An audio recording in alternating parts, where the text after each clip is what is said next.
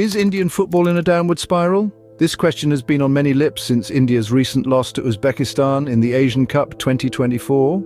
This defeat has sparked a wave of criticism, with fingers pointed at the players and the coach.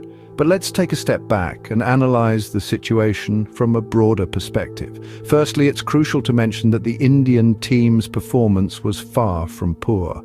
They displayed an admirable level of competitiveness, playing on the front foot rather than solely focusing on defense. This shows courage, a willingness to take risks, and a fighting spirit that deserves recognition. The players gave their all, pouring every ounce of energy into the match. Our coach's aggressive tactics were a testament to his dedication and desire to win. He was not afraid to make bold decisions, pushing the team to their limits. His approach, although unconventional, brought a new level of dynamism to the game. These are not the hallmarks of a failing team, but signs of a team striving for excellence. The Uzbekistan team, undeniably, had the upper hand in this match. Their speed and the physicality were superior, but this should not overshadow the efforts made by our team. It's important to remember that the Indian team had only 12 days of training without any practice matches and were without 5 of their key players. Given these circumstances, their performance was commendable. In contrast, Uzbekistan had a significantly longer training period and several practice matches under their belt. They came into the match better prepared, and their performance reflected this. A well-rounded team, they were naturally in a better position against our boys. In conclusion, the criticism aimed at the Indian football team seems somewhat misdirected. It's easy to point fingers and lay blame, but it's more challenging to acknowledge the effort and dedication that was clearly present in the match against Uzbekistan.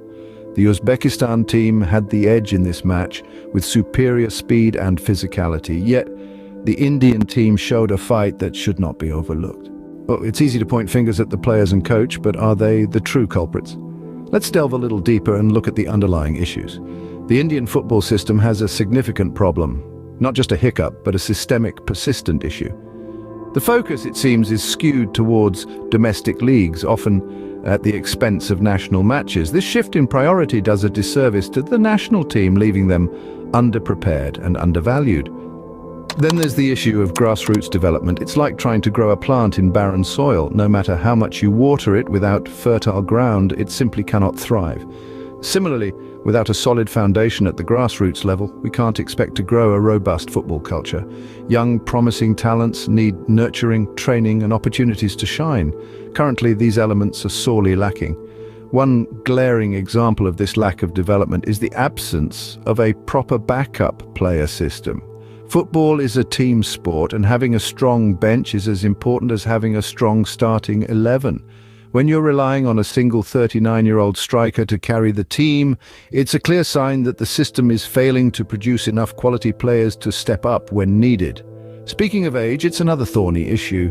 The reliance on older players is a symptom of a system that's not fostering enough young talent. It's not about the age, but what it represents, a stagnant system that's not evolving or progressing at the pace it should. So before we hurl criticisms at the coach for his tactics or the players for their performance, let's take a moment to consider the real culprits, the systemic issues that are holding Indian football back. It's time we shifted our focus from individuals to the system as a whole. Criticism should be directed at the system, not the players or coaches who are doing their best under challenging circumstances. Countries that have made significant progress in football have one thing in common. They prioritize grassroots development. This is a cornerstone in the blueprint for footballing success, and it's one that India needs to incorporate. Consider Japan, for instance. Japan's football journey offers a stellar example of how investing in grassroots development can propel a nation to the global stage. In the early 90s, Japan was a relative unknown in the world of football, but with a focus on nurturing talent at the grassroots level, they have now become a dominant force in Asia. Japan's strategy was all about the long game. They invested heavily in youth development, organized competitive leagues for different age groups, and ensured their young players got exposure to international matches. This approach has paid dividends. Today, Japanese players are making their mark in some of the world's top leagues. In contrast, India's approach to youth development in football seems to be lacking. Our under-17 and under-23 teams play only a handful of international matches throughout the year. This lack of exposure doesn't provide our young players with the experience they need to grow and develop. And then there's coaching. A good coach can shape a player, instill discipline, and impart tactical knowledge. But our young teams are often left wanting in this area. They need mentors who can guide them, who can hone their raw talent and help them reach their full potential. It's time we shift our focus from the top to the bottom. It's time we invest in our young footballers, provide them with the opportunities they need to flourish. It's time we prioritize grassroots development. After all, a tree is only as strong as its roots. If we want to see Indian football thrive on the global stage, we need to start at the grassroots level. We need to nurture our young talent, provide them with the right guidance, and give them the exposure they need. If there's a need for criticism, it should be directed at these systemic issues.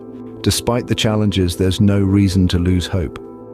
Let's shift our gaze from the flaws for a moment and focus on the silver linings. Over the past half-decade, the Indian football team has evolved significantly on a technical level. The players have been honing their skills, striving to become better with each passing game. Their dedication is evident in the grit they display on the field. They don't just play for the sake of playing, they play to win, to make their nation proud. And this dedication, this fight in them, is something that cannot be taught. It comes from within, from a deep-seated passion for the game. The aggressive tactics employed by the coach are another testament to the team's growth. He has encouraged the players to play on the front foot, to attack rather than just defend.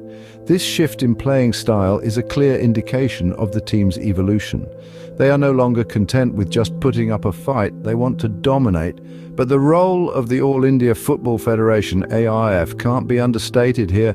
They are the ones steering the ship. They have the responsibility to nurture this growth, to ensure that the momentum doesn't fade. They need to prioritize national matches over domestic leagues, to focus on grassroots development, to foster a culture of football in the country.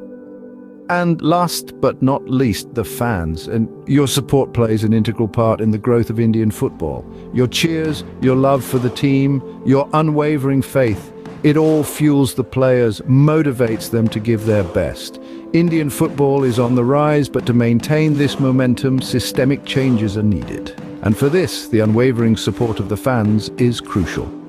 So let's stand together. Let's cheer for our team, for our nation. And let's strive to make Indian football a force to be reckoned with.